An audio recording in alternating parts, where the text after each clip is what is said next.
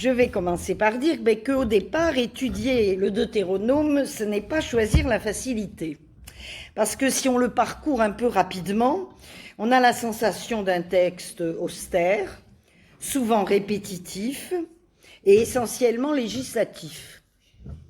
En effet, le cœur du texte, ce sont les chapitres, on verra, 12 à 26, qui énoncent le code deutéronomique, donc un texte de loi d'une certaine manière, qui définit les obligations cultuelles et morales du peuple juif. Mais l'essentiel ne réside sans doute pas là, dans ce texte, mais dans l'expérience religieuse et la réflexion spirituelle et théologique qui irrigue toutes les pages de ce texte. Ce texte se compose d'ailleurs, on va y revenir, mais de 4 grands discours prononcés dans la fiction, sans doute littéraire, qui préside à cette rédaction, prononcés par Moïse avant l'entrée en terre promise, puisque, comme vous le savez, Moïse n'a jamais pu entrer lui-même en terre promise, et qu'il est mort sur le mont Nebo, au bord du Jourdain. Voilà. Donc, la théologie du Deutéronome, si on voulait la résumer en un mot, c'est une théologie de l'alliance. C'est vraiment le mot fondamental. L'alliance entre Dieu et son peuple, et cette alliance, dans le Deutéronome, est une alliance d'amour.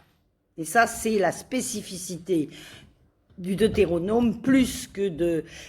Le Deutéronome va reprendre beaucoup d'éléments de l'Exode, des Nombres et du Lévitique et des Nombres, mais sa spécificité, c'est vraiment d'insister sur la relation d'amour entre Dieu et son peuple, cette relation qui fonde l'alliance. Voilà. Donc, ça, c'est vraiment la nouveauté fondamentale du texte, c'est l'amour gratuit et fidèle de Dieu pour son peuple, qui exige en retour de ce peuple amour et fidélité, ce qu'il aura bien du mal à obtenir, puisque, comme le dit le texte à plusieurs reprises, ce peuple est un peuple à la nuque raide. Voilà, comme sans doute beaucoup d'entre nous. Voilà. Donc,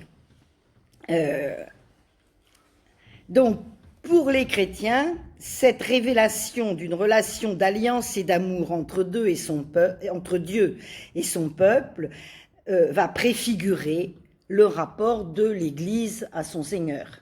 C'est bien sûr comme ça que les chrétiens interprètent, d'une certaine manière, la théologie du Deutéronome. Alors, on voit en effet que même le noyau central, qui se définit comme un code législatif, c'est toujours la relation au Dieu unique qui fonde la loi.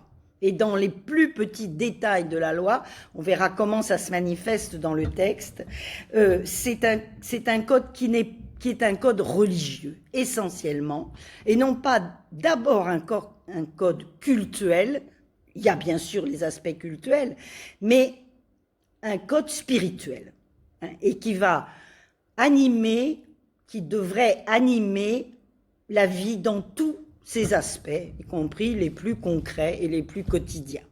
Et je crois que ça nous dit quand même beaucoup de choses du judaïsme lui-même, on en reparlera aussi.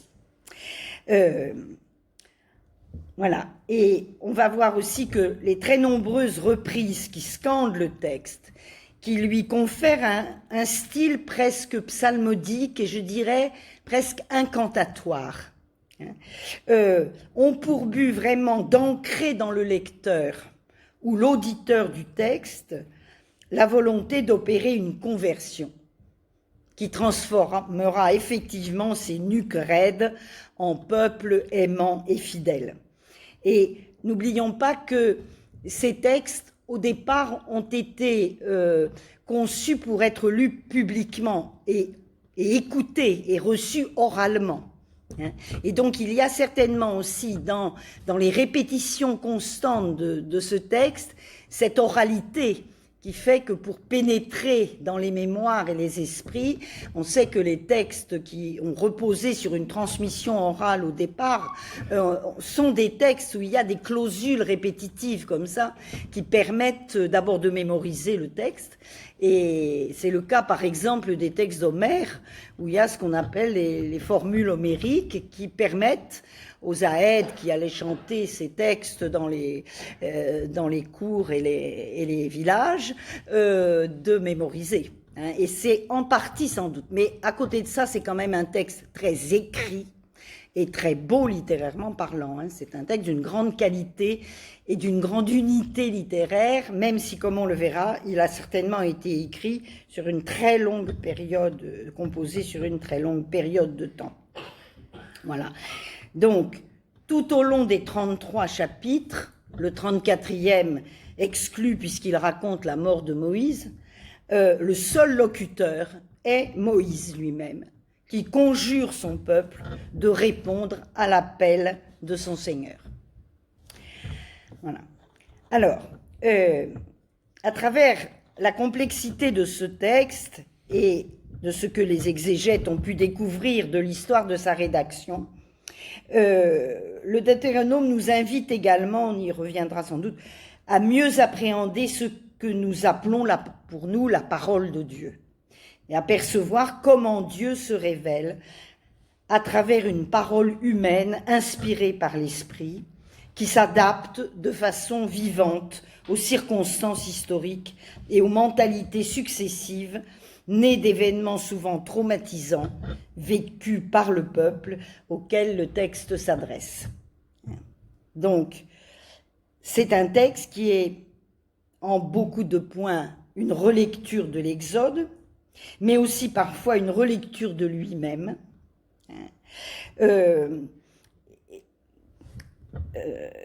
Et donc qui nous montre comment les croyants sont constamment appelés dans une relation qui n'est jamais figée au Dieu vivant, à l'imprévu de Dieu. Il se caractérise en effet à la fois par sa fidélité à l'alliance et par le renouvellement constant de la formulation de cette fidélité et de cet appel à la fidélité. Et donc, j'avais relevé une expression d'un exégète qui a travaillé beaucoup sur ce texte et qui dit « Les textes fondamentaux de la célébration de l'Alliance ne reçurent jamais une forme définitive. Ils restèrent toujours ouverts à des remaniements et à des compléments nouveaux. Le fond n'a pas changé, mais les formulations nouvelles prirent en considération les problèmes des temps récents. Allier fidélité à la tradition et adaptation aux exigences des situations nouvelles, être fidèle à l'ancien et s'ouvrir au nouveau, telle est la leçon que les chrétiens reçoivent de ce texte. » Et il en déduit même pour la tradition chrétienne cette exigence aussi d'être à la fois fidèle à la grande tradition de l'Église et en même temps capable de s'ouvrir à l'imprévu des temps et à la nouveauté toujours de Dieu lui-même, en quelque sorte. Voilà. Alors, le Deutéronome occupe une place très particulière dans le Premier Testament et par rapport à ce qu'on appelle la Torah. Il est à l'intersection, en effet, entre ce que nous appelons le Pentateuque, dont il est le dernier élément, et ce qui suit dans la Torah, après la Torah, c'est-à-dire ce que la tradition juive appelle les prophètes.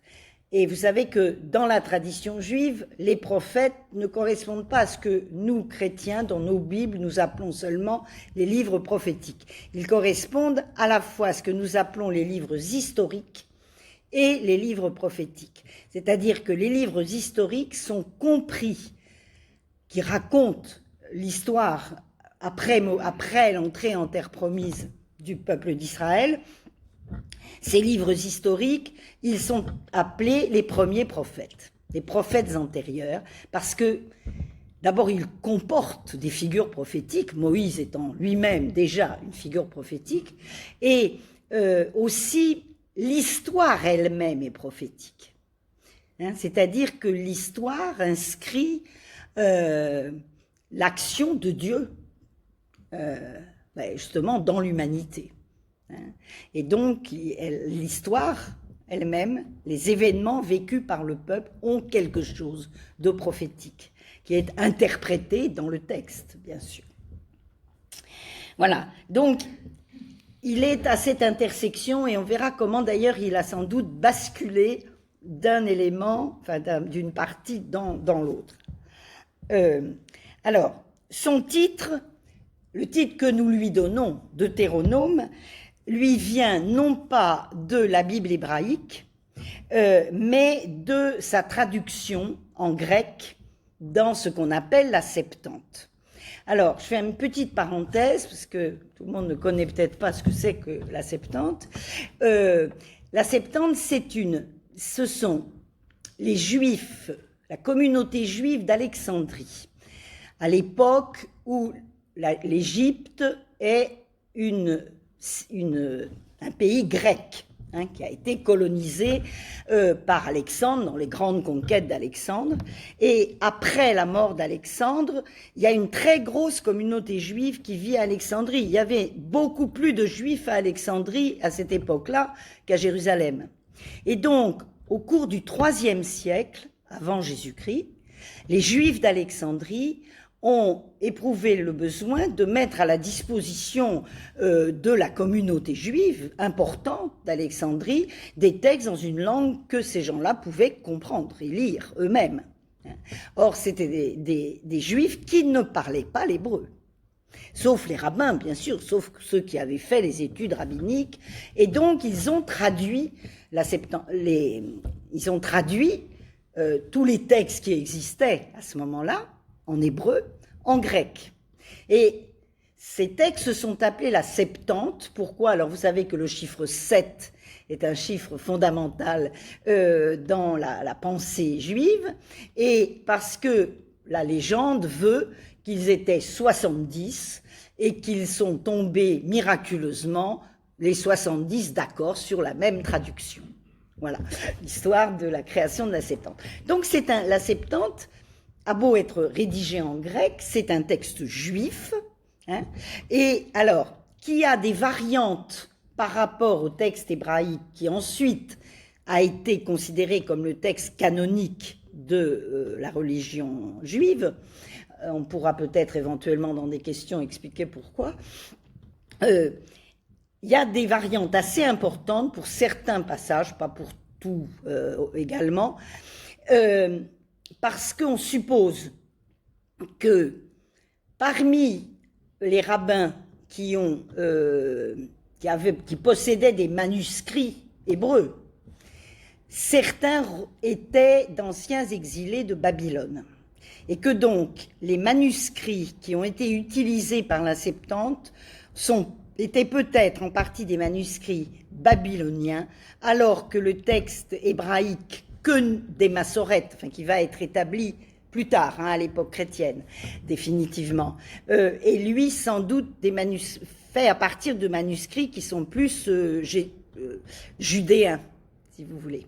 Et donc ça peut expliquer peut-être des différences de versions, parce que vous savez, quand les copies se recopient, il y a des versions, et puis ils sont toujours influencés par la culture, parce qu'ils ont vécu, par la culture dans laquelle ils baignent, etc.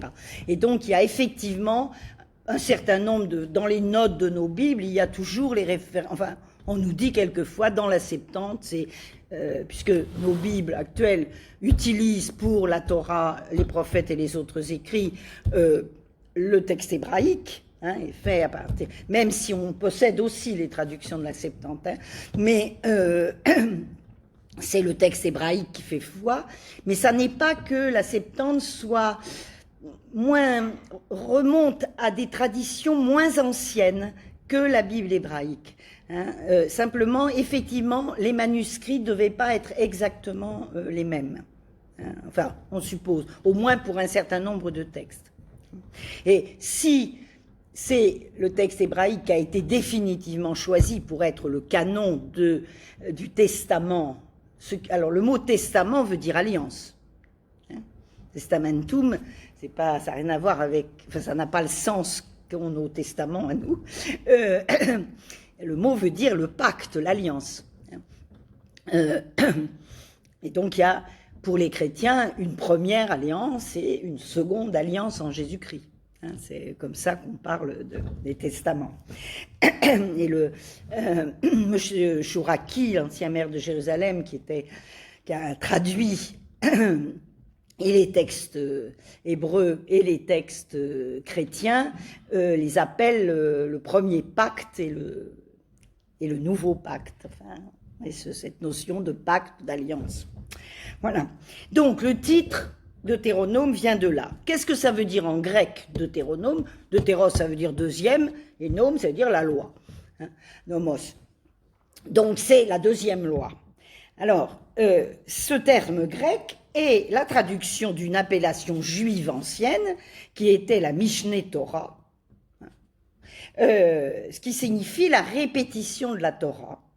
Si bien qu'il me semble que plutôt que exactement seconde loi, parce que c'est pas une loi nouvelle, c'est une reformulation de la loi, c'est une relecture de la loi, de l'alliance au Sinaï, une relecture adaptée à la situation nouvelle de l'entrée en terre promise.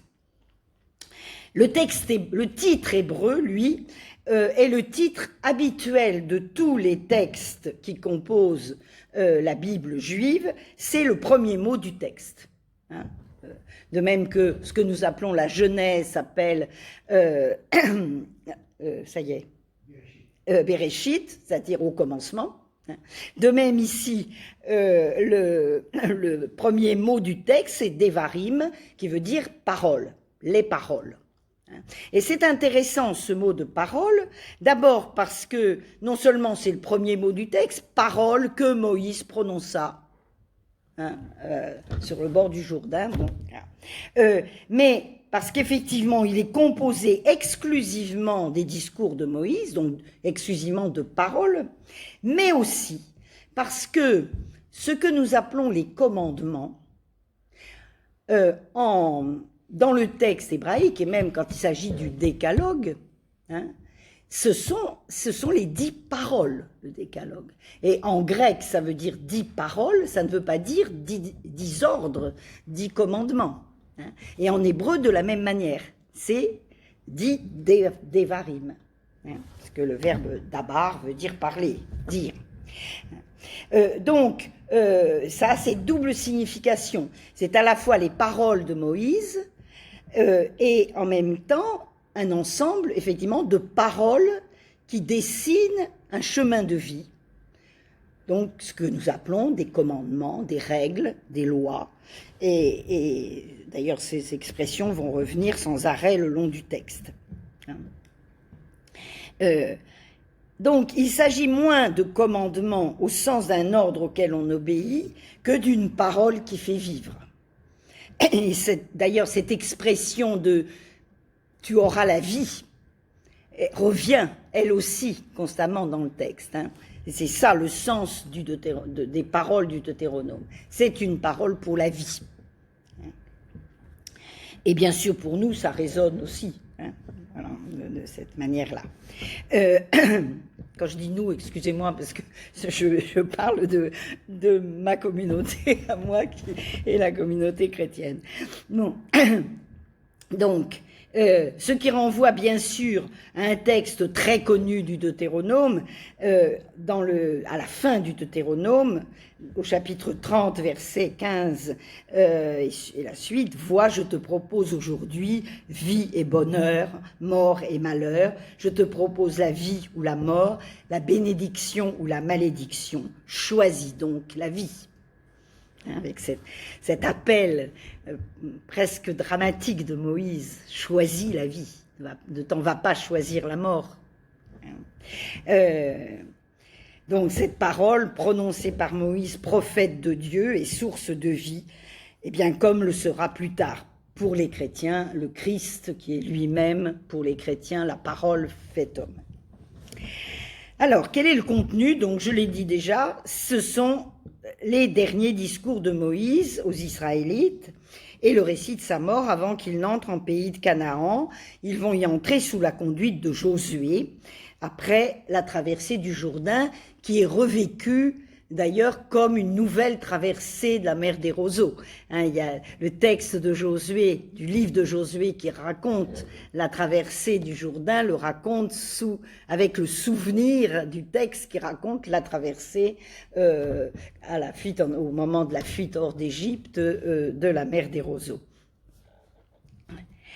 La mer Rouge, voilà. Donc, c'est un texte très curieux parce qu'il n'y a ni déplacement géographique, tout se passe au même endroit, ni écoulement du temps quasiment. Traditionnellement, je crois que dans la tradition juive, on considère que ces paroles ont été prononcées pendant 37 jours, avant que Moïse ne meure. Le texte concluant par le récit de la mort de Moïse. Donc, symboliquement, il clôt le cycle de Moïse, à qui la tradition rabbinique attribue l'écriture de l'ensemble de la Torah. Donc, c'est en cela qu'il se rattache complètement à cet ensemble que nous appelons les 5 livres, puisque c'est ça que veut dire Pentateuque, ça veut dire 5 livres. Mais en même temps, il ouvre les récits historiques parce qu'il comporte, c'est pas seulement un texte de loi, ce texte de loi est constamment envahi du souvenir de l'histoire, constamment. On a un va-et-vient constant entre ce qui est de nature Israël, rappelle-toi quand tu as fait ceci, quand tu as fait cela, le Seigneur t'a donné ceci, t'a donné cela. Donc l'histoire témoigne de l'action de Dieu. Donc c'est d'une certaine manière aussi un livre historique, même s'il nous dit des choses que déjà nous avons appris, si on a lu dans l'ordre, dans l'Exode en particulier. Et en cela, donc, il annonce, il introduit les livres qui vont être les livres des premiers prophètes ou prophètes antérieurs, que sont donc les livres de Josué, Juges, les 2 livres de Samuel et les 2 livres des rois. C'est ça qui constitue vraiment les livres. Et les théologiens actuels ont l'habitude d'appeler ça l'histoire deutéronomiste et la font commencer en fait avec le Deutéronome. Et alors, ils vont même plus loin. En effet, un certain nombre d'exégètes pensent que le Deutéronome n'a pas été tout de suite rattaché aux 4 premiers livres de la Torah, qui ont sans doute d'abord formé ce qu'on pourrait appeler un tétrateuque, donc 4 livres, même si on compte autrement, puisque vous nous disiez que dans la tradition rabbinique, on considère qu'il y a 7 livres constituant la Torah, parce qu'on découpe le livre des nombres en plusieurs. Mais qu'il constituait le premier élément de ce qu'on appelle, donc ce que je disais, l'histoire deutéronomiste, et j'ai cité les livres qui la composent. On dit cela parce qu'il y a beaucoup d'éléments de style qui se rapprochent, et aussi de théologie. Et que, donc, c'est bien, il témoigne d'une pensée qui est commune, certainement, à cet ensemble. Et donc, probablement, je dis bien, il faut être prudent dans les hypothèses exégétiques, mais que, donc, l'école deutéronomiste, puisque c'est certainement un ensemble de théologiens, un groupe de rabbins, une école rabbinique qui a constitué ces textes, qui les a rassemblés, enfin, bon.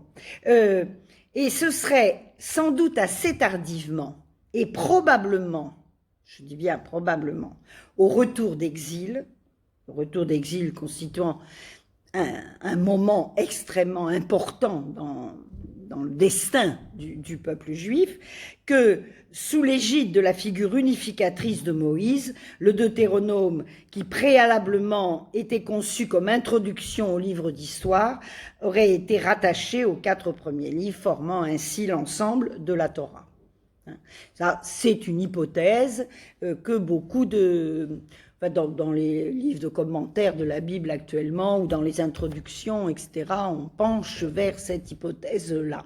Hein. Bon, à la limite, bon. Alors, ce qui est intéressant, c'est de voir pourquoi on dit ça et quelle a été sans doute à peu près l'histoire de la rédaction du livre. Parce que ça apprend des choses. Alors, bien sûr, maintenant, nous avons le texte tel qu'il est. Hein, et nous le recevons comme il est maintenant. Hein, là, on en... Bon. Alors, l'histoire de sa rédaction est assez complexe. Tous les exégètes ne sont pas forcément tous absolument d'accord.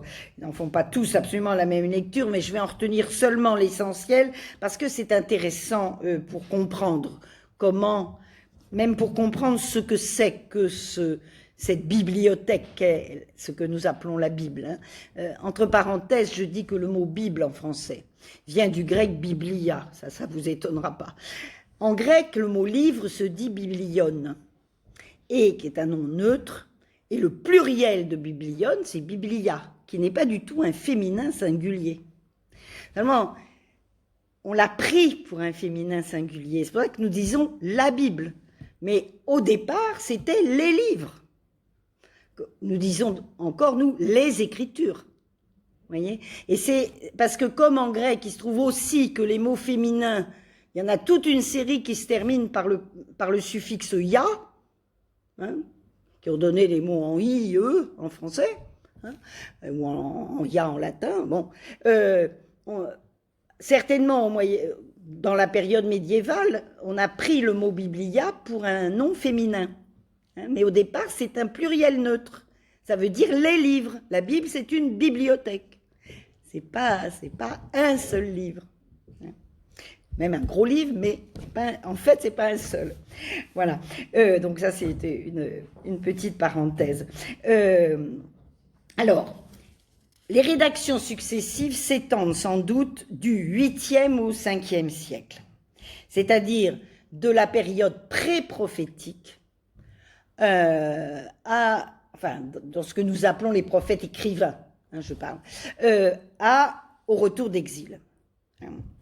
Alors, ce cas, c'est que pour comprendre ça, il faut se rappeler un petit peu, alors je vais faire un petit excursus historique, si ça vous ennuie pas trop, pour vous donner, alors vous n'allez pas retenir les dates comme ça, mais c'est pas grave, mais pour vous, parce que sinon on comprend pas. Hein. Alors, les dates clés qui permettent de comprendre l'élaboration du Deutéronome.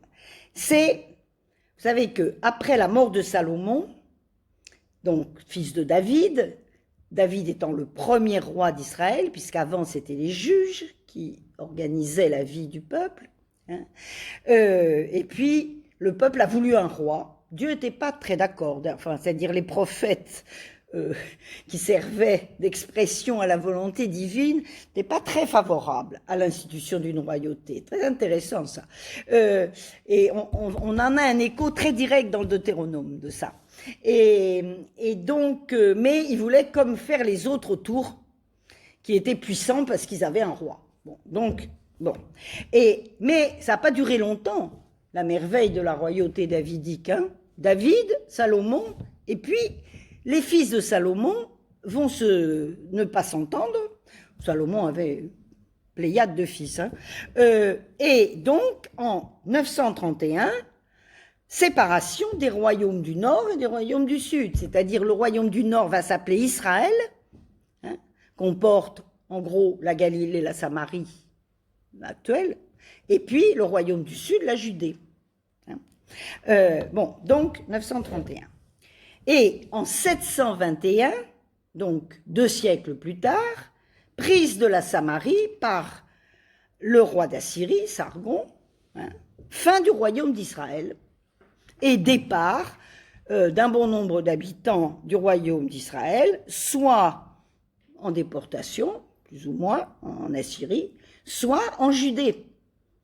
Et sans doute ont-ils amené à ce moment-là, en Judée, les premiers éléments d'un texte qui va devenir beaucoup plus tard le Deutéronome et qui a déjà été conçu. On dit ça parce que certains éléments de ce texte ressemblent à des textes des prophètes du Nord, en particulier Amos et Osée, hein, qui qui font partie des 12 prophètes, et ça fait penser qu'il y a sans doute une origine du royaume d'Israël dans ce texte. Voilà, donc ça, c'est pour ça qu'il faut se rappeler. Alors ensuite, le règne important qu'il y a, c'est le règne d'Ézéchias, alors en Judée, puisque le règne, de toute façon, il n'y a plus besoin de préciser si c'est royaume du Nord ou royaume du Sud, puisque le royaume du Nord n'existe plus. Donc, c'est entre 716 et 687, peu importe les dates exactes, mais donc vous voyez, fin du 8e siècle, début du 7e siècle, le règne d'Ézéchias. C'est la période d'écriture d'Isaïe 1. Vous savez qu'Isaïe, il y a 3 Isaïes, 3 grandes parties, mais qui correspondent à 3 époques différentes. Et déjà à cette époque-là, il y a un mouvement religieux de centralisation du culte sur Jérusalem, sous le règne d'Ézéchias. Et on va voir à quel point dans le Deutéronome, ça va être très important, ça. C'est aussi le départ de la littérature des livres de sagesse, à ce moment-là. Ensuite, on a un règne impie, c'est-à-dire que le roi Manassé fait des offrandes au culte païen, profane les lieux du vrai Dieu, donc voilà, un règne terrible. Et ensuite, de nouveau, un règne d'un roi très honoré en Israël, qui est Josias, 640-609. Et alors là, c'est la date clé.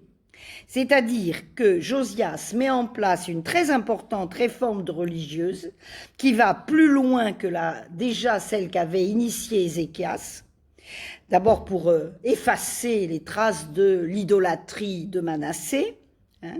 Et c'est à ce moment-là qu'il y a la première rédaction des livres historiques. Et donc, là, c'est important. Et alors, surtout à ce moment-là, on découvre, dans les travaux qu'on fait au temple de Jérusalem pour effacer les profanations qui y ont été commises dans le règne précédent, on découvre un rouleau, puisque à ce moment-là, les textes sont en rouleau, qui correspond à l'essentiel du Deutéronome, sans doute. Voilà. Et on en fait la proclamation publique pendant plusieurs jours devant le peuple rassemblé. Donc ça, c'est une date tout à fait essentielle dans l'histoire de la rédaction. C'est, on pense, la date charnière de 622, où il y aura cette découverte et cette proclamation publique du code deutéronomique. Parce que c'est la partie centrale qui va être proclamée. Bien, mais évidemment, les choses vont se compliquer. Là, on est dans une période de relative prospérité, relative, parce qu'il y a toutes les grandes puissances autour, évidemment, qui ne sont prêtes à foncer sur Israël. Voilà. Et en particulier, on voit advenir la puissance babylonienne, avec les prédécesseurs et puis Nabuchodonosor en personne. Donc, 598, siège de Jérusalem, première déportation. 10 ans plus tard, règne de Sédécias, c'est l'époque du prophète Jérémie, et à la fin de ça, 586, prise de Jérusalem, destruction du temple de Salomon et déportation à Babylone. Événement tragique s'il en est, puisque, alors, bien évidemment que tout le monde n'a pas été déporté à Babylone. Sans doute, c'est plutôt le petit peuple qui est resté. Ce qui est parti à Babylone, c'est le roi devenu prisonnier, c'est les dignitaires, c'est sans doute aussi les docteurs de la loi et ce qui était à l'époque, les rabbins, etc. Les intellectuels, je dirais, et la classe dirigeante, certainement, surtout. Donc, à partir de 586, déportation, et en 539, donc ça fait un peu plus de 50 ans après, prise de Babylone par Cyrus, roi des Perses. On va voir succession comme ça de grands aigles qui vont s'emparer des populations. Donc Cyrus, roi des Perses, s'empare de Babylone, et cette prise de Babylone est suivie en 538 d'un édit qui permet le retour d'exil, et qui fait mieux que ça, qui va autoriser la reconstruction du temple, puisque en 520-515, construction du second temple, et ensuite mission et renouveau religieux sous l'égide d'Esdras et Néhémie. C'est les livres d'Esdras et Néhémie qui plus tard raconteront ça. Et sans doute à ce moment-là, mise en forme définitive du Deutéronome. Donc vous voyez, il faut se rappeler cette histoire très mouvementée d'Israël pour comprendre qu'on peut résumer en gros ce qui a pu se passer. Donc, sans doute dans le royaume du Nord, entre 550 et 521, un premier noyau assez proche dans sa théologie des prophètes Amos et Osée, et dont les éléments ont pu être importés dans le sud par des exilés après la chute de Samarie. Deuxième niveau, élaboration dans le royaume du sud, vraiment la rédaction du noyau primitif, qui correspond peut-être, sans doute, qui à l'aide actuellement des chapitres 6 à 28, à peu près, au rouleau découvert sous Josias, et qui fait donc cet objet de récitation publique et d'un véritable renouvellement de l'alliance. C'est pour ça que, et sous un règne qui est un règne de relative prospérité, rouleau peut-être resté caché, donc redécouvert à ce moment-là, et resté caché sous le règne idolâtrique de Manassé et d'Amon. Alors ensuite, après Josias, avant ou pendant l'exil, rédaction d'une introduction et d'une conclusion à ce texte central. Parce que chapitre 6 à 28, c'est plus que le code deutéronomique, il y a un encadrement par d'autres choses. Donc, introduction, chapitre 1 à 5, qui correspondent à l'histoire du peuple pendant sa traversée du désert, en gros, le rappel de toute l'histoire et de la protection de Dieu sur son peuple à ce moment-là, et puis une conclusion, 29-34, avec le testament spirituel de Moïse, en quelque sorte, qui est, en gros, qui correspond à des malédictions et des bénédictions sur le peuple, et puis la mort de Moïse. Bon. Et dernier état du texte, fixé probablement au retour de l'exil. Donc, vous voyez, ça fait 4 strates, sans doute. Le chapitre 30 fait d'ailleurs directement, ne peut pas avoir été écrit autrement qu'à la fin de l'exil. Enfin, que peut-être encore en exil, mais alors que Cyrus est déjà en route et qu'on sait qu'on va être délivré. Parce qu'à la fois, il parle de la tragédie de l'exil et en même temps de l'espérance du retour. Donc, on voit bien que ça correspond, ça, au livre de la Consolation d'Isaïe, à peu près. Voilà. Et donc, c'est au retour, avec la réforme, avec la restitution, enfin la reconstruction du temple, puis la réforme d'Esdras, que, sans doute à ce moment-là, comme la figure centrale du Deutéronome, c'est Moïse, le Deutéronome va être rattaché à ce qu'on appelle la Torah. Il va constituer cet ensemble dont Moïse est la figure dominante. Enfin, il y a bien sûr avec la Genèse l'époque des patriarches, mais dès l'Exode, c'est de l'Exode à la fin du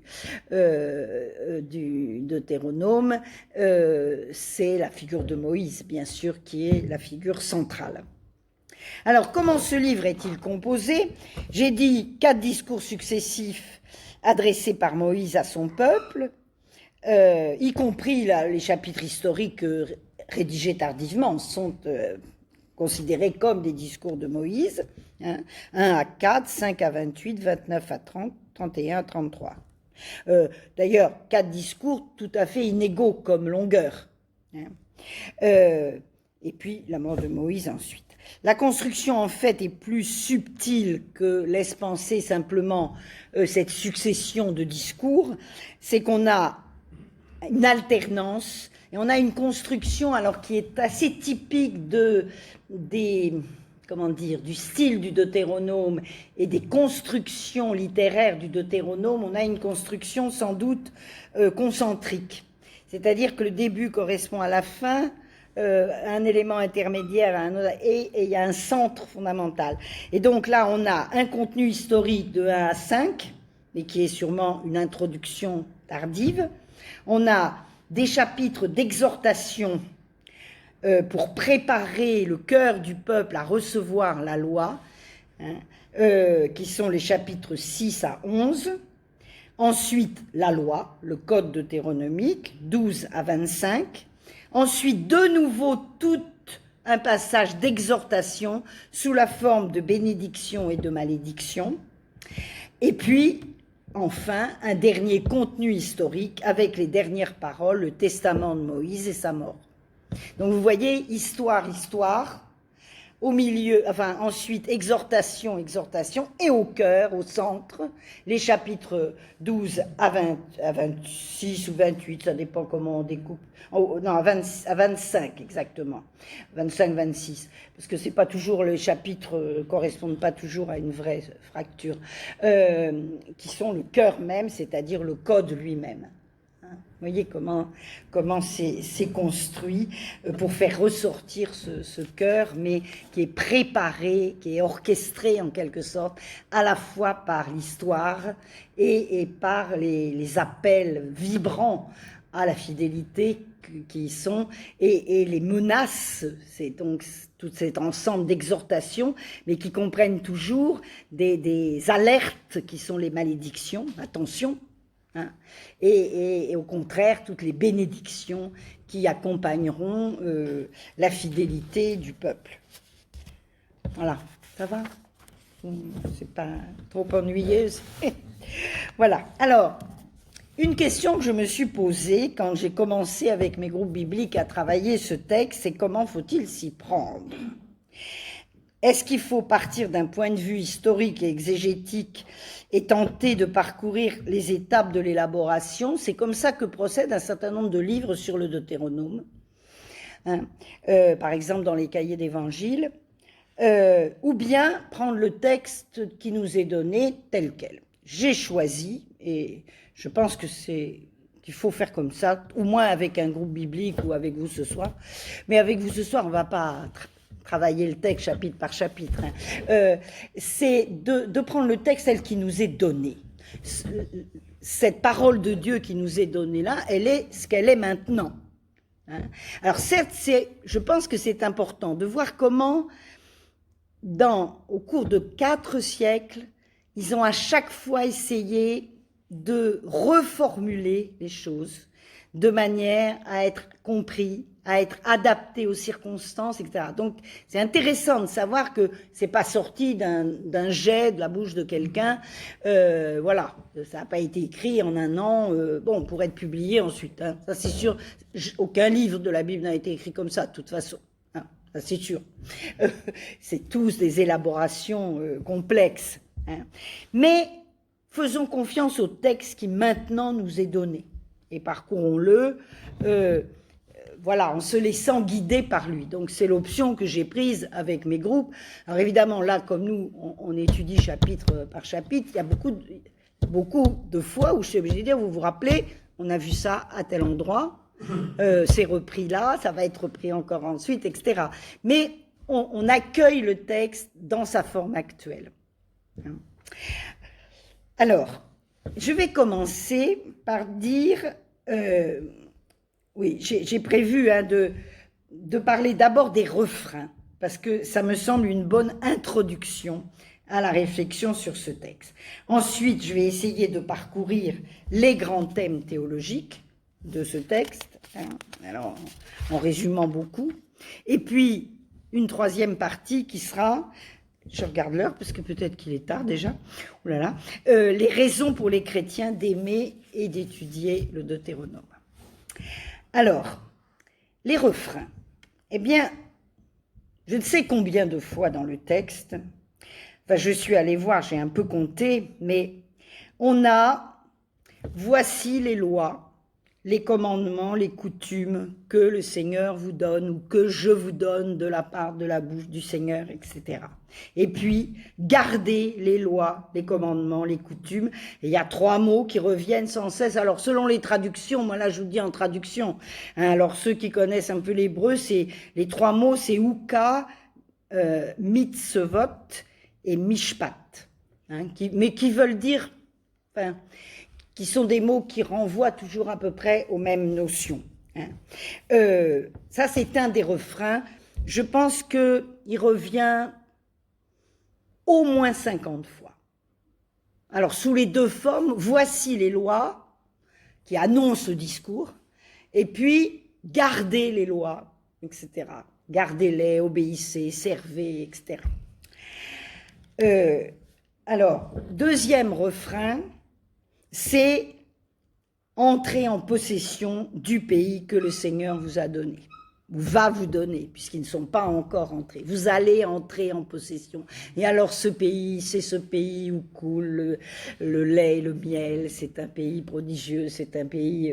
voilà, il y a une beauté de l'évocation du pays, même si, par moment, on dit attention à ne pas vous laisser prendre au piège de la terre promise. Attention de ne pas vous y installer, comme si c'était vous qui étiez responsable de ce don gratuit que vous fait Dieu. Ça, c'est très important. Enfin, ce refrain revient très souvent, cet attachement à la terre. Et quand je suis allée en Israël, Jean Rouet, qui était notre guide et accompagnateur avec le petit groupe qu'on était, nous a dit que pour lui, la terre promise, c'est pas seulement un pays promis, c'est de la terre. C'est-à-dire une terre qu'on pouvait cultiver, et pas du rocher, et pas du désert. Et j'ai trouvé que c'était très beau, ça. Une terre dont on pourra se nourrir. Et vous disiez comment... Depuis 1948, cette terre, effectivement, s'est mise à produire, et voilà, de nouveau. Hein, voilà. Donc, évidemment, l'attachement à la terre est très, très fort. Là, on le voit bien, et c'est très émouvant, ça, bien sûr. Alors, la répétition principale, évidemment, c'est aimer et servir le Seigneur ton Dieu. Ça, on va y revenir, on va même lire certains passages. Et puis, il y en a 2 autres qui m'ont semblé très intéressantes. C'est dans le texte de loi. Alors, ces autres répétitions, ils viennent aussi tout le temps à l'intérieur du texte de loi. Même les éléments historiques reviennent aussi. Mais c'est « Tu ôteras le mal du milieu de toi, et car c'est une abomination aux yeux du Seigneur ». C'est 2 refrains qui reviennent. Alors c'est pareil, ils reviennent, je crois que c'est une abomination aux yeux du Seigneur revient presque une vingtaine de fois. Et tu ôteras le mal du milieu de toi 14 fois, j'ai compté. Donc vous voyez, c'est des refrains extrêmement fréquents. Et ces répétitions, elles me semblent intéressantes d'abord parce qu'elles scandent le texte. Elle lui donne son unité malgré certainement des rédacteurs successifs éloignés les uns des autres. Et ça constitue un texte qui a une très forte cohérence, une très forte unité. Et puis, ces refrains disent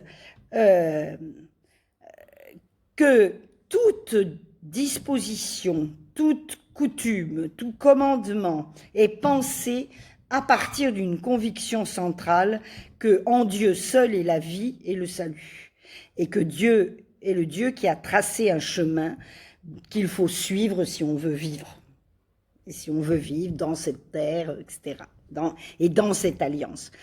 Donc, ces répétitions, elles accentuent le caractère vraiment radicalement religieux et spirituel de ce texte, et elles en gomment un peu le caractère purement législatif, ça c'est sûr et certain.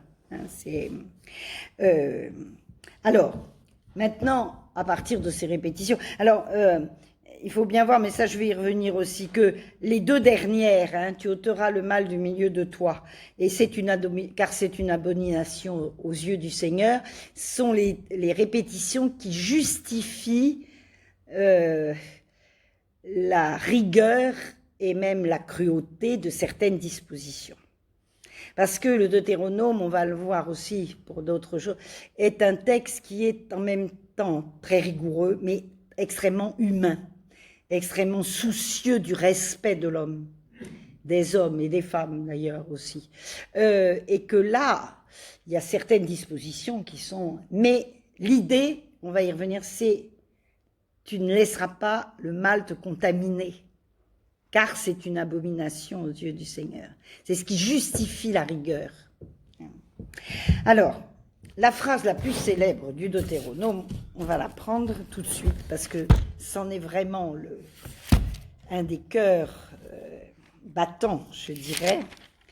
C'est au chapitre 6, le verset 4, et bien sûr pour les personnes qui appartiennent au judaïsme, qui sont ici, ils la connaissent par cœur absolument, c'est quelque chose que tout juif pratiquant récite tous les jours, et même 2 fois par jour.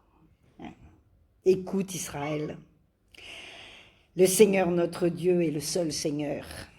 Alors, je vous dis tout de suite que j'essaie de pratiquer la lecture que font, je crois, les Juifs eux-mêmes, Janine me dira si, c'est-à-dire de ne pas lire le tétragramme.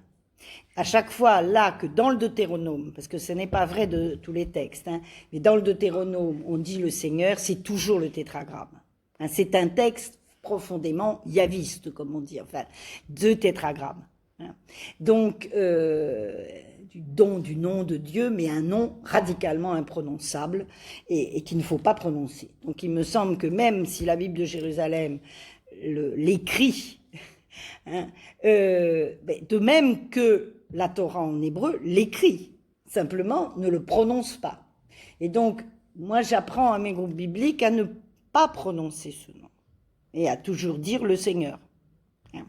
Donc c'est ce que je m'applique à faire. Quelquefois ma langue fourche, mais je fais attention quand même.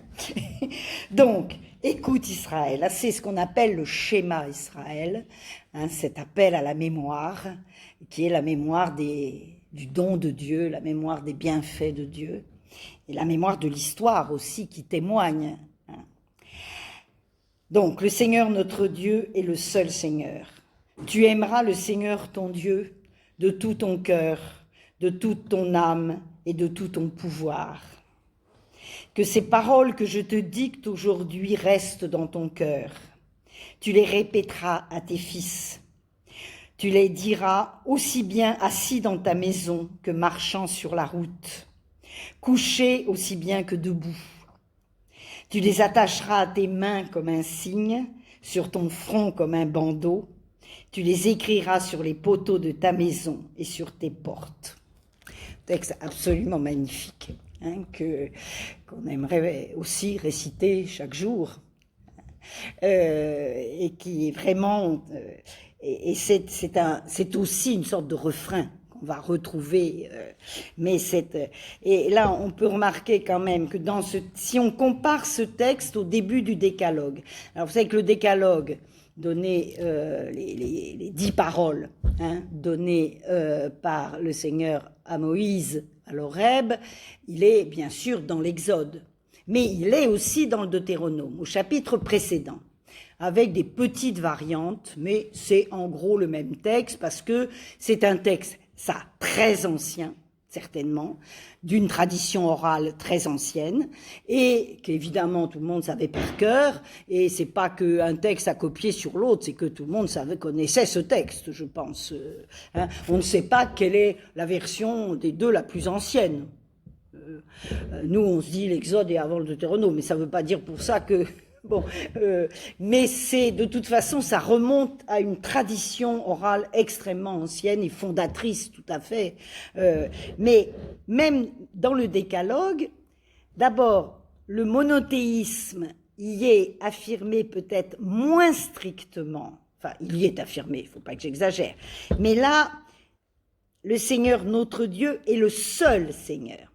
Alors, bien sûr, déjà, avec Moïse, on est dans le monothéisme strict. Avant, c'est pas évident. J'explique souvent aux participants de mes groupes que il y a toute une phase certainement d'énothéisme, ce que les savants appellent l'énothéisme, c'est-à-dire un peuple a un dieu. Ça, c'est de l'énothéisme. Et c'est ce que, par exemple, les Égyptiens ont essayé avec Akhenaton et l'établissement d'un dieu soleil qui serait le seul dieu du pays. Ça, est probablement, à l'époque dite des patriarches, à l'époque qu'incarne Abraham, etc., on était probablement davantage dans un contexte d'énothéisme, qui a été relu après comme du monothéisme, c'est-à-dire que Israël, où les nomades, les patriarches nomades, etc., ont leur Dieu, et ils ne doivent respecter, obéir qu'à leur Dieu, mais il y a des dieux ailleurs. Tandis avec Moïse, et alors surtout avec le Deutéronome, l'affirmation du monothéisme absolu, c'est-à-dire que Dieu n'est pas seulement le Dieu d'Israël, c'est bien Seigneur notre Dieu, mais c'est l'unique Seigneur, c'est l'unicité de Dieu, et il est à la fois et alors il ne se confond avec aucun élément cosmique. Ça, c'est très important, et c'est très bien dit dans le texte, et même dans le commentaire que le texte fait du Décalogue. Il est à la fois le Dieu créateur de l'univers, mais radicalement transcendant à l'univers. Il n'est pas le soleil, la lune, une forme ou la terre-mère, ou tout ce qu'il y a dans le paganisme ambiant encore de l'époque, et qui va encore durer longtemps, la divinisation des forces naturelles. Et il est donc le Dieu créateur transcendant absolu du monde, et il est le Dieu maître de l'histoire. Et ces deux faces-là sont très bien, constamment illustrées dans le Deutéronome. Ça, c'est vraiment la foi deutéronomique fondamentale. Donc, ce grand commandement de l'amour, ce qu'on appelle le grand commandement, avec, donc, vous avez vu, donc, tu aimeras le Seigneur. Là, alors, il y aura d'autres verbes employés dans la suite, mais tu aimeras le Seigneur, et ces trois éléments de tout ton cœur, de toute ton âme et de tout ton pouvoir. C'est-à-dire de tout ton être dans tous les aspects. Vous savez que pour la pensée sémitique, l'homme n'est pas un amalgame d'une âme et d'un corps. Et normalement, pour la pensée chrétienne, non plus. Alors, ce qu'il y a, c'est que nous avons hérité de Platon, et le christianisme naissant a été très influencé par le néoplatonisme, et donc, pour la pensée sémitique, il y a au moins trois éléments qui entrent en jeu dans la personne, dans un être. Et il y a le corps, oui, ou la chair, alors ça dépend des... Bon, il y a la nefesh, qui est ce qui donne vie à ce corps, et qui est commune aux hommes et aux animaux, d'ailleurs, à tout être vivant, qui est le souffle de Dieu, quand Dieu souffle sur la boule de terre qui va devenir Adam, ça veut dire ça. Et puis, il y a l'élément spirituel, qui est le cœur, alors qu'on peut appeler... Alors, on est embêté, par exemple en français, parce que on a l'âme, mais l'âme, ça traduit en même temps la nefesh, et ça traduit la roua, vraiment l'esprit divin qui habite au cœur de l'homme aussi. Hein. Et vous voyez que là, le texte prend 3 éléments. Donc c'est très intéressant cette tripartition pour dire la totalité de la personne qui ne se réduit pas seulement à un élément ou à 2, hein, mais à une pluralité d'éléments. Enfin, c'est l'unité, c'est toute la personne qui est concernée par l'amour de Dieu. Et pas seulement son intelligence ou voilà, c'est très très très important. Alors, ce grand commandement de l'amour de Dieu, il est repris dans 4 passages fondamentaux du Deutéronome, qui correspondent d'ailleurs en gros aux 4 stades d'élaboration du texte. La première formulation, on la trouve sans doute au chapitre 10, mais il ne faut pas que je vous fasse coucher trop tard. Chapitre 10, verset 2 jusqu'au chapitre 11, verset 7. Alors, par exemple, j'essaie de trouver des passages où on retrouve... non, c'est ça. Oui, par exemple, je lis... tu aimeras le Seigneur ton Dieu et tu garderas toujours ses observances, ses lois, coutumes et commandements. Hein. Qu'est-ce que te demande le Seigneur ton Dieu si ce n'est de craindre le Seigneur? Alors là, on a toute la série des verbes qui est très intéressante. Là, c'est en 10-12. Que te demande le Seigneur ton Dieu, sinon de craindre le Seigneur ton Dieu, de suivre toutes ses voies, c'est VUE, ses chemins, hein, de l'aimer, de servir le Seigneur ton Dieu de tout ton cœur et de toute ton âme, de garder les commandements du Seigneur et ses lois que je te prescris aujourd'hui pour ton bonheur. Avec ce thème du bonheur, qui est un des thèmes qui dit la vie, hein, mais ce thème du bonheur qui revient également souvent. Hein. Donc vous voyez ces verbes fondamentaux. Hein, si on résume les verbes fondamentaux du Deutéronome, c'est écouter, écoute Israël, se souvenir, souviens-toi Israël, garder la parole de Dieu, garder les commandements, suivre la voie, le chemin tracé, craindre, et craindre c'est pas la peur. Craindre, c'est ce qu'on va appeler dans le Nouveau Testament les craignants Dieu. Hein. C'est ce sentiment d'une distance telle entre l'homme et Dieu qu'elle inspire un respect profond qu'on appelle la crainte de Dieu. C'est pas la peur, Dieu ne fait pas peur. Simplement, il y a une distance infinie entre lui, et c'est lui qui comble la distance. Nous en sommes bien incapables. Hein. Donc ce respect profond, et puis le dernier qui est aimer, et que j'ai mis en dernier parce que c'est le premier bien sûr aussi, mais parce qu'il résume tous les autres, et surtout qu'il donne la tonalité à tous les autres. C'est par amour qu'il faut écouter, se souvenir, garder, servir, suivre, etc. Ça c'est tout à fait bon. Alors ce texte, qui sans doute est un des plus vieux, là, que je viens de lire, il est repris donc par le 6-4, le schéma Israël que j'ai lu juste avant. Il est repris aussi au chapitre 8, qui est un très beau chapitre. Et alors, c'est dans ce chapitre 8, versets 1 à 10, je prends les textes les plus intéressants, on a les refrains. Vous garderez tous les commandements que je vous ordonne aujourd'hui de mettre en pratique afin que vous viviez, que vous multipliez, que vous entriez dans le pays que le Seigneur a promis par serment à vos pères et le possédiez. Souviens-toi de tout le chemin que le Seigneur ton Dieu t'a fait faire pendant 40 ans dans le désert, afin de t'humilier, de t'éprouver et de connaître le fond de ton cœur. Allais-tu ou non garder ses commandements?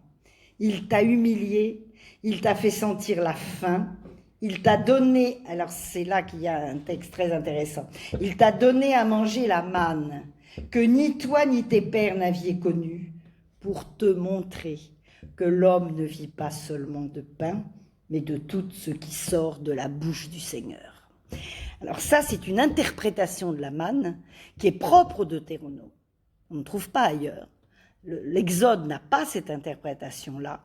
Hein. Pour l'Exode, la manne est plutôt, alors à la fois le pain du ciel, enfin la bonté de Dieu qui nourrit son peuple dans le désert, et c'est aussi le fait que on doit la récolter tous les jours, qu'on ne peut pas la mettre de côté. C'est aussi l'idée que le peuple dépend complètement pour sa vie même biologique de Dieu. Et que donc, il doit recevoir cette vie de Dieu chaque jour. Et qu'on ne peut pas la thésauriser. Mais il n'y a pas cette interprétation. Là, que la vraie nourriture, c'est la parole qui sort de la bouche de Dieu. Et ça, vous savez, le succès que ça aura dans la tradition chrétienne, bien évidemment. C'est une parole, ça fait partie des nouveautés du Deutéronome qui sont très très intéressantes. Donc, ce monothéisme strict et ce commandement de l'amour, qui est aussi, cette insistance sur l'amour, c'est proprement deutéronomique, de l'unicité de Dieu, entraîne d'autres éléments, alors dans le code deutéronomique, qui sont en particulier, mais déjà dans la lecture deutéronomique du décalogue, qui entraîne le sanctuaire unique.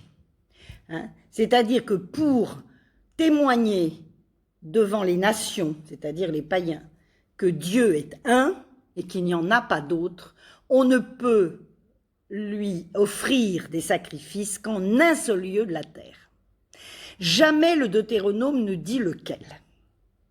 Alors on sait bien qu'au départ, les premiers sacrifices qui ont été d'ailleurs offerts à Dieu ne sont pas à Jérusalem ni au temple. Pour la bonne raison qu'il n'y avait pas de temple encore. C'est à Sichem, au pied du mont Garizim, donc dans le royaume du Nord. Et que donc à l'époque de Josué et des juges, il n'y a pas encore cette conception qu'il n'y a qu'un lieu pour honorer le Seigneur et que ce lieu, dans le Deutéronome, on ne le nomme jamais, c'est le lieu choisi par Dieu. Le lieu que ton Dieu te donnera, choisira, pour, en quelque sorte, y planter sa tente, pour y poser l'arche d'alliance. Et donc, on voit très bien que c'est avec Ézéchias d'abord et avec Josias que Jérusalem et le temple de Jérusalem va devenir vraiment le lieu unique de célébration, de sacrifice. Attention, ça ne veut pas dire que c'est le seul lieu de prière. Bien sûr qu'il y a les synagogues qui sont les lieux de rassemblement, de piété et aussi d'apprentissage de la loi juive, etc., d'enseignement. Mais le seul lieu où on peut sacrifier, c'est le temple de Jérusalem. Et vous savez qu'une des raisons du mépris, on va dire, des Judéens pour les Samaritains vient de là. C'est que quand les deux royaumes se sont séparés, même si le temple de Jérusalem, et justement parce que le temple de Jérusalem existait déjà, puisqu'il a été construit par Salomon, le royaume du Nord n'a pas voulu que tous les 3 grands pèlerinages de l'année qui doivent avoir lieu à Jérusalem, les Samaritains viennent sacrifier à Jérusalem. Ils ont donc instauré des sanctuaires en Samarie. Et les Juifs ont considéré que ces sanctuaires étaient idolâtriques. Donc les Samaritains sont considérés comme au minimum des hérétiques. Et vous savez que dans le récit de la Samaritaine dont vous avez parlé, ça revient ça. Nos pères, lui dit la Samaritaine, nous ont appris qu'il faut adorer le Seigneur à cet endroit-là, et vous dites qu'il faut l'adorer à Jérusalem. Et Jésus lui répond, ni l'un ni l'autre.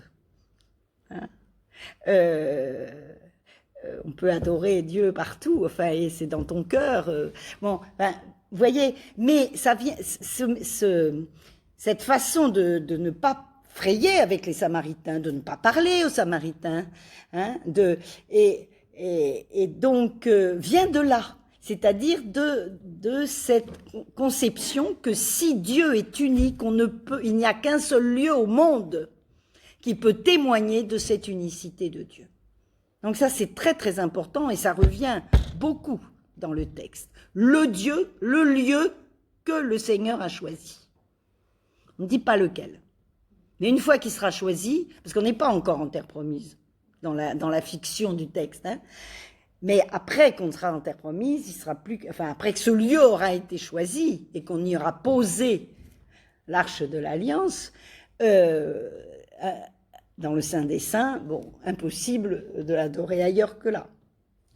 Donc ça, c'est très, très, très important. Alors ça s'accompagne bien sûr de l'interdiction des images, de toute représentation, justement pour... Alors, ces interdictions aussi, et cultuelles, et puis beaucoup d'autres dans le détail, je ne vais pas entrer dans les détails, mais s'explique par la volonté de ne jamais faire d'ambiguïté, se laisser contaminer par les modalités païennes.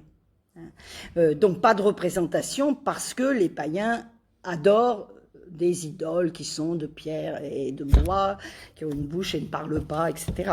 Et donc rien de tel possible. Respect du Shabbat, bien sûr, aussi, qui témoigne du respect et de la Torah, enfin du don de la Torah et du Seigneur. Mais alors, ce qui est très intéressant à remarquer, c'est que la justification du Shabbat n'est pas la même dans le Deutéronome et c'est très intéressant, et dans l'Exode. Dans l'Exode, la justification du Shabbat, c'est Dieu s'est reposé le 7e jour de la création, et donc tu feras pareil. Dans le Deutéronome, c'est tu honoreras le Shabbat parce que Dieu t'a libéré de la maison de servitude. C'est-à-dire que c'est le Dieu libérateur, hein, et c'est le Shabbat est le lieu de la liberté, et en particulier de refus de l'esclavage du travail. On ne doit pas travailler le jour du Shabbat parce que Dieu nous a libérés de la maison de servitude. Et ça, c'est deutéronomique, tout à fait. Voilà. Alors, la lutte contre l'idolâtrie qui explique, je disais tout à l'heure, la rigueur, voire la cruauté pour nous de certaines prescriptions. Par exemple, la pratique de l'anathème. Alors, l'anathème, ça consiste, quand on a vaincu un ennemi, à supprimer tout le monde. Pas de quartier. Dieu reconnaîtra les siens, comme dit l'autre. Mais on ne laisse personne vivant. Pourquoi? Pour ne pas être contaminé par le paganisme des ennemis. Et donc, alors, on sait que l'anathème n'a jamais été réellement pratiqué. Mais la Bible nous raconte que certains qui n'ont pas obéi à Dieu et qui ont été punis par Dieu pour ça, parce que... Mais, il y a une chose intéressante, c'est que on doit tuer tout le monde, mais on ne doit pas emporter de butin. Et ça c'est, enfin, parce que le but, c'est Dieu qui fait gagner la guerre. C'est pas les forces des hommes. Donc le butin, il appartient à Dieu. Et donc l'or et l'argent des ennemis, on les laisse sur place. Donc vous voyez comment il y a une valeur là derrière. Hein. Certes, bon, on dit qu'il faut tuer tout le monde, c'est pas très... on se dit, bon, mais en même temps, on ne fait pas de butin. Parce que si on pratique l'anathème sur les personnes, il faut le pratiquer sur les biens aussi. Autre chose, autre détail, enfin détail si je peux dire, c'est la pratique de la lapidation. Dans des tas de cas de figure, parce que tu arracheras le mal du milieu de toi. Donc tout ce qui est une abomination aux yeux du Seigneur, aussi bien dans la morale sexuelle que, pas seulement, que dans la morale sociale, que dans le vol, dans le non-respect du pauvre, etc., eh bien, ça, il faut arracher le mal. Et donc, il faut lapider. Bon, évidemment, c'est... Alors, pas attention, la peine de mort n'est pas pratiquée pour tout, il y a une gradation, œil pour œil, dent pour dent. Ce qui veut dire, œil pour œil, dent pour dent, c'est dans le Deutéronome, c'est repris dans le Deutéronome. Ce qui veut dire pas une punition proportionnée au mal commis. C'est-à-dire que la loi du talion est déjà une restriction, c'est une limite à la vengeance. Hein? Tu ne prendras pas à l'ennemi plus qu'il ne t'a pris. C'est ça que ça veut dire. Voilà. Alors, un autre thème, et vous me direz s'il faut que j'arrête, hein, parce que je vois que l'heure passe. Un autre thème, c'est le thème de l'alliance, bien sûr, on en a parlé, mais du coup, le thème de l'élection d'Israël, qui revient beaucoup, qui reste quand même un mystère. Hein. Mais moi, ce qui m'a frappé dans le Deutéronome, c'est l'insistance sur la gratuité de cette élection. Dieu a choisi Israël pas à cause de ses mérites, pas à cause de sa puissance. C'est le plus petit, au contraire, le plus faible des peuples de la région. Hein? Et d'ailleurs, peut-être est-ce pour ça qu'il a été choisi. Hein? Et en tous les cas, pas parce qu'il l'a mérité. Et ça, c'est quand même très intéressant, parce que ça nous dit quelque chose aussi de la théologie de saint Paul, par exemple. On n'est pas sauvé par ses mérites, mais par le don gratuit de Dieu. Dieu n'est pas obligé par les mérites des hommes. Mais Dieu donne gratuitement. Et ça, c'est un très très beau passage là-dessus, sur la gratuité. Bon, alors, il est trop tard. Non, mais si vous laissez quelques questions, si tu veux qu'il pose quelques questions. Oui, mais j'avance vite. Alors, soutien indéfectible de Dieu, expérience historique, d'où exigence de mémoire, je vais vite. Mais un Dieu jaloux, c'est-à-dire qu'il ne supporte pas qu'on aime un autre Dieu que lui, bien sûr, mais miséricordieux. Les deux, toujours en même temps. Et peut-être jaloux parce que miséricordieux. Hein? Jaloux au sens que son amour est d'une telle ferveur qu'il demande la réponse au même niveau, en quelque sorte. Hein? Mais en même temps, un Dieu qui pardonne. Revenez vers lui de tout votre cœur. Alors, il y a des avancées aussi très nettes dans le Deutéronome. La circoncision du cœur, c'est-à-dire une intériorisation de la notion de loi. Et ça paraît quand même très important. Circonciser, pas seulement votre prépuce, mais votre cœur. C'est le cœur qu'il faut offrir à Dieu.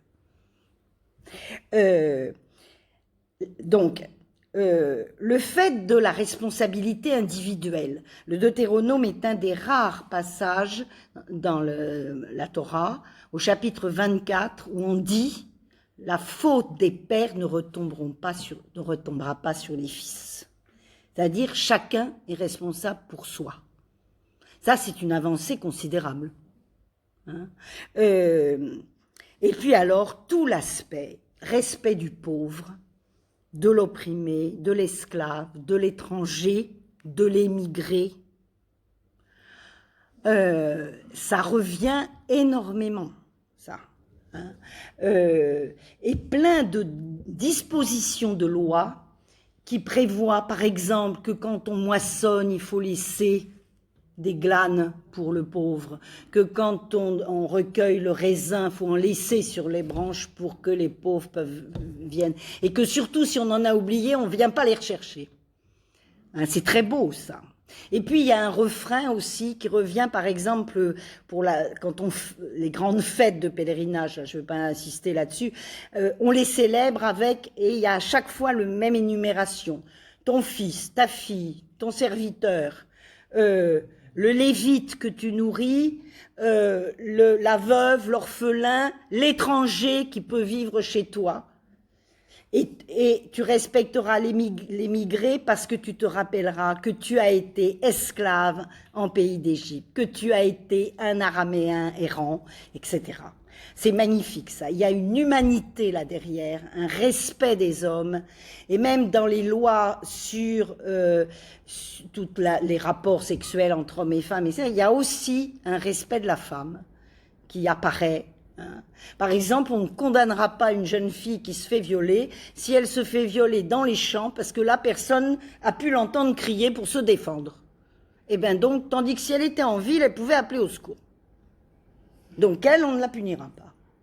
Vous voyez, il y a un souci de justice, d'équité. Il y a aussi, vous ne fausserez pas les balances. Alors ça rappelle les prophètes, Amos en particulier. Hein, vous ne ferez pas dans, etc. Les limites au pouvoir royal aussi, certaines défiances. Le roi, il ne faudra pas qu'il accumule l'or et l'argent. Hein. Il ne faudra pas qu'il soit plus riche que ses administrés, etc. Il ne faudra pas qu'il ait 36 femmes non plus, hein, parce que Salomon, ça n'a pas été une bonne expérience, bon, etc. Hein. Et puis, ce que j'appelle l'évangile du Deutéronome, parce que si évangile veut dire bonne nouvelle, le Deutéronome est rempli de promesses de bonheur. La vie qu'il promet, c'est le bonheur pour son peuple, hein, dans la fidélité à Dieu. Et il y a des accents réellement évangéliques d'annonce d'une bonne nouvelle dans le Deutéronome. Voilà. Bon, alors, les raisons, et je conclus, les raisons pour les chrétiens d'aimer le Deutéronome et de l'étudier. Alors d'abord, c'est un texte très souvent cité dans le Nouveau Testament, enfin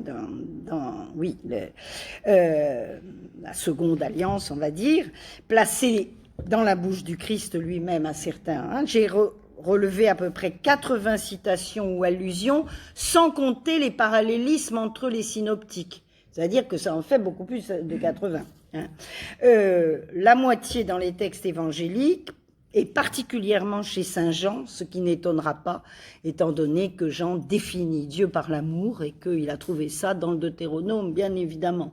Enfin, dans la personne de Jésus aussi, mais certainement la source est le Deutéronome.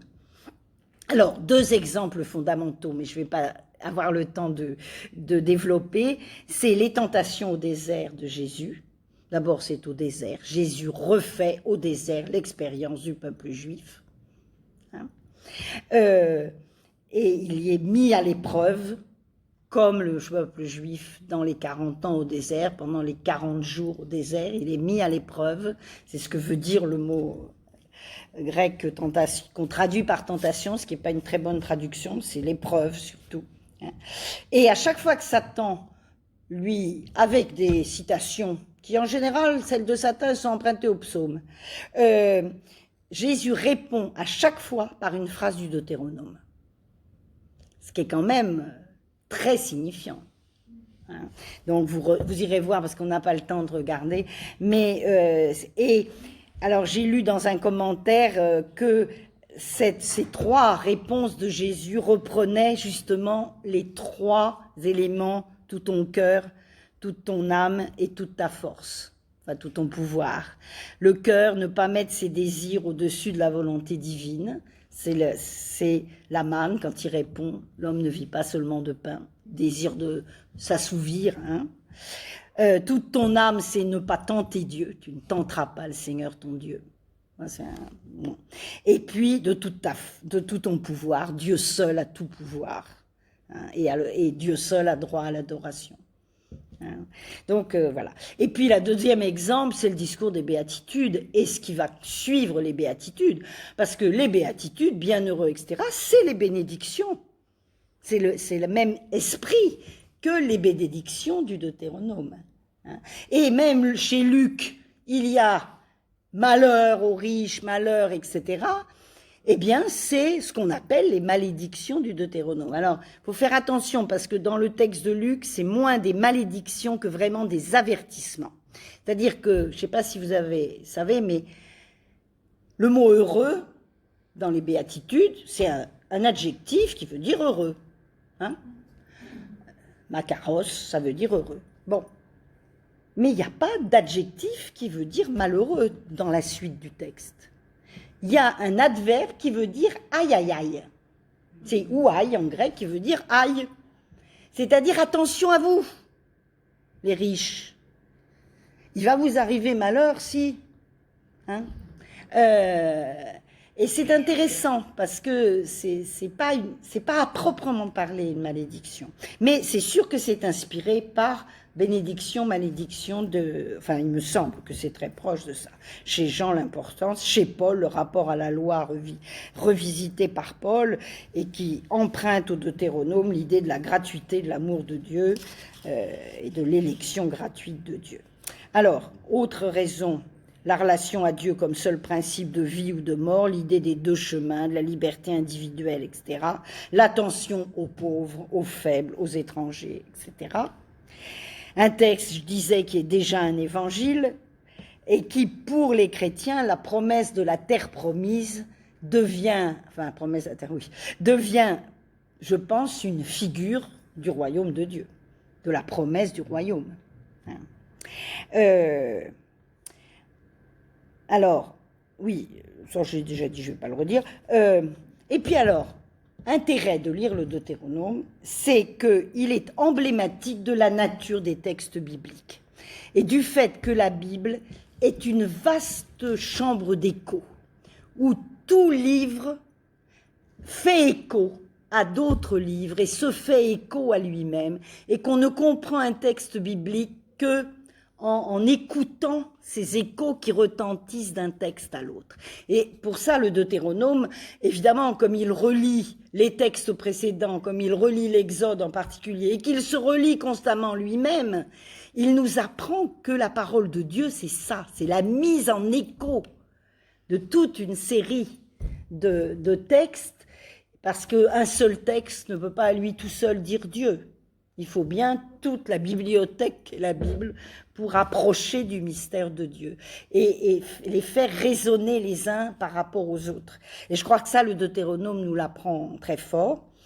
Et puis, dernière raison, et j'arrête là, c'est sans doute l'accès, je dirais, le plus performant dans la Bible à la connaissance du judaïsme. Et ça, je trouve que c'est très précieux, parce qu'au travers en particulier du code deutéronomique, de toutes les prescriptions, on comprend mieux quel est l'esprit fondamental du judaïsme. On voit aussi les grandes fêtes, etc. Enfin, c'est vraiment un texte qui nous fait entrer dans le cœur de la foi juive, je trouve. Voilà. Excusez-moi de la longueur. J'ai été un peu trop... Je ne croyais pas être si longue que ça.